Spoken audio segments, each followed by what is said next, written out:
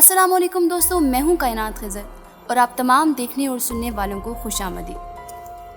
मई 1974 को जब भारत ने राजस्थान में मुस्कुराता बूता नामी एटमी धमाके किए तो जवाब में पाकिस्तान ने भी एटमी हथियारों के फैलाव पर पाबंदी वाले मुआहदे NPT पर दस्तखत करने से इनकार कर दिया, क्योंकि पाकिस्तान की सलामती के लिए अब एटम बम बनाना लाजमी बन चुका था। पाकिस्तान की एटमी टेक्नोलॉजी में अहम पेशरफ्त जुलाई 1976 में डॉक्टर अब्दुल कदीर खान की पाकिस्तान आमद के बाद हुई। 1977 में जनरल ज़ियाउल हक की हुकूमत आने के बाद पाकिस्तान ने जर्मनी, फ्रांस और कनाडा से जौहरी टेक्नोलॉजी खरीदने के लिए अहम इकदाम उठाए।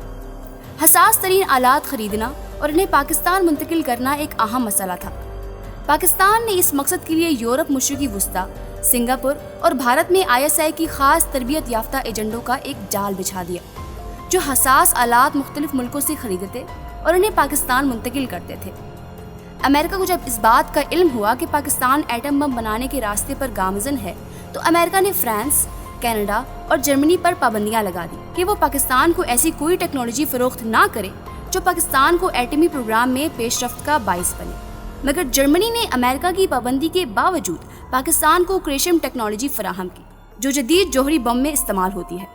इस बात का इंकशाफ पाकिस्तान के साबिका सफारतकार जमशेद मारकर लिखते हैं कि पाकिस्तान को यूरेनियम अफसुदगी का मयार रखने वाला आला, स्पेक्ट्रोमीटर, क्रेशियम टेक्नोलॉजी समेत और बहुत हसास आलात फरोख्त करने वाला मुल्क जर्मनी था। ISI के एजेंट के तमाम आलात खरीदने के बाद इन्हें मुख्तलिफ रास्तों से पाकिस्तान मुंतकिल करते थे। ISI ने इस मकसद के लिए सिंगापुर में एक फर्म भी बना रखी थी। असल में ये एक उलझन भरी जंग थी। पाकिस्तान को अपना एटमी प्रोग्राम दुनिया के सामने लाए बगैर पाया तकमील तक पहुंचाना था। एक छोटी सी भी गलती सारे एटमी प्रोग्राम को धबड़धोस कर सकती थी। इस सारे प्रोसेस में पाकिस्तानी हुकाम के लिए सबसे बड़ा मसला एल्यूमिनियम भरत की पाइपों को खरीद कर पाकिस्तान लाना था, क्योंकि अमेरिका ने एल्यूमिनियम भरत की खरीदो फरोख्त पर पाबंदी आयद कर रखी थी। जबकि दूसरा बड़ा मसला ये था कि एल्यूमिनियम भरत की पाइप खरीदने के बाद सिंगापुर के रास्ते पाकिस्तान लाए जाने थे। याद रहे, एल्यूमिनियम भरत यूरेनियम को खालिज करने में अहम किरदार अदा करती है। सिंगापुर के रास्ते एल्यूमिनियम भरत की पाइप को पाकिस्तान लाने के लिए जहाज़ों का भारत में फ्यूल डलवाने के लिए ठहरना लाजमी था, जबकि पाकिस्तानी हुकाम इस बात का रिस्क नहीं ले सकते थे कि इनके हसास तरीन आलात भारत के हाथों चढ़ जाएं, जिसके बाद भारत सबूतों के साथ दुनिया में वावेला मचाना शुरू कर दे। ये इंतहाई संगीन तरीन मसला था, क्योंकि सिंगापुर के अलावा और कोई ऑप्शन भी नहीं था। ये बज़ाहिर एक नामुमकिन तरीन मिशन था कि आपने अपनी सबसे खुफिया और हसास तरीन चीज़ अपने सबसे बड़े दुश्मन की नज़रों के सामने से लेकर जाना थी।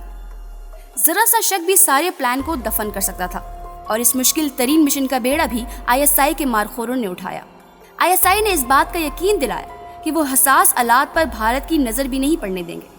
इस मकसद के लिए ISI के स्पेशल कमांड को पहले भारत और सिंगापुर के एयरपोर्टों पर तैनात किया गया, और फिर बिल्कुल कामयाबी के साथ न्यूक्लियर सामान से भरे हुए जहाज भारत के एयरपोर्ट पर उतरे।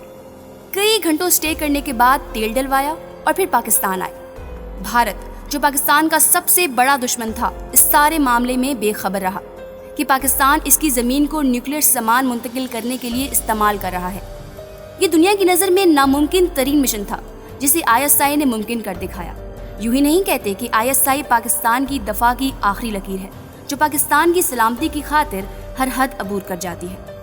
दोस्तों, लोग ये समझते हैं कि सीक्रेट एजेंट्स बड़े ठाठ से रहने वाले लोग हैं। थोड़ी सी देर के लिए तसव्वुर करें, महज फर्ज की अदायगी के जुर्म में किसी के सारे नाखून प्लास से खींच लिए जाएं, किसी के दांत उखाड़ दिए जाएं, किसी को बिजली के झटके दिए जाएं, किसी को बर्फ की सिलों पर घंटों लटाया जाए, तो किसी के पैरों के तलवे हीटर से दाग दिए जाएं। कैसा महसूस हुआ सोचकर? इस मुल्क के सैकड़ों बेटे इस अजियत से गुजर कर शहीद हो चुके हैं। किस लिए? महज हमारे लिए। आपको पता है कि बैरूने मुल्क लॉन्चिंग से कबल इस मुल्क के एजेंट को साइनाइड जहर का एक कैप्सूल दिया जाता है, और जहर देने वाला कोई और नहीं, वो सीनियर अफसर होता है जो एजेंट को अपने बच्चों से बढ़कर चाहता है और तरबियत करता है, पर आखिरी वक्त ये ताकीद करता है कि बेटे, अगर पकड़े गए तो दुश्मन के हाथ आने से पहले ये जहर इस्तेमाल कर लेना। हमारी जिंदगी हमारे मुल्क से अहम नहीं है। तसव्वुर करें, कोई अपने बेटे को अपने हाथों से जहर खाने का कह सकता है, मगर ये लोग कहते हैं। किस लिए? महज हमारे लिए। दौराने ड्यूटी शहादत पाने वाले को बड़े एजाज से दफनाया जाता है, मगर ये वाहिद लोग हैं जो गुमनामी की जिंदगी जीकर गुमनामी में इंतकाल कर जाते हैं।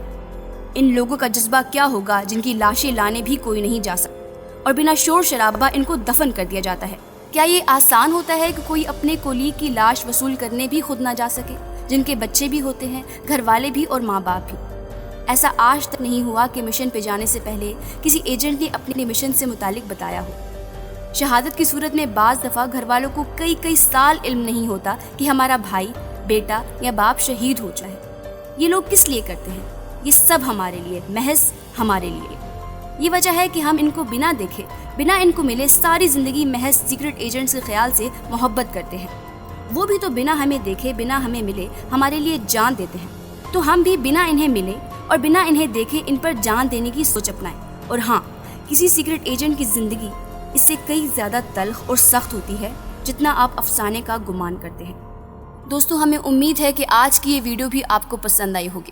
ویڈیو پسند آنے کی صورت میں اسے لائک کیجیے، ہمارے چینل کو سبسکرائب کیجیے اور ساتھ موجود بیل آئیکن کو بھی کلک کر دیجیے تاکہ ہماری ویڈیوز سب سے پہلے آپ تک پہنچتی رہیں۔ ہماری اگلی ویڈیو آنے تک اپنا ڈھیر سارا خیال رکھیے گا۔ تب تک کے لیے اللہ حافظ۔